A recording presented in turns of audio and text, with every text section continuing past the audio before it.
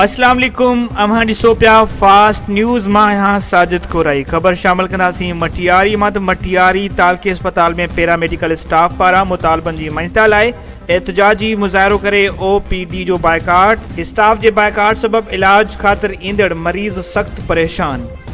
मटियारी तालकी अस्पताल में paramedical staff पारां अब्दुल रहीम मेमुन, मोहम्मद हनीफ, मंजूर मेमुन, अहमद कासकेली, मूसा बुख्ती जी अॻवानी में मुतालबनि जी मञता लाइ एहतजाजी मुज़ाहिरो कयो वियो।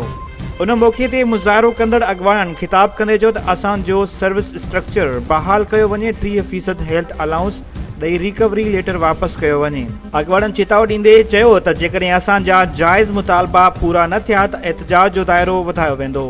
होॾां पैरामेडिकल स्टाफ जे तरफ़ां OPD जो बाइकाट सबब अस्पताल ईंदड़ मरीज़ काफ़ी परेशान नज़र आया।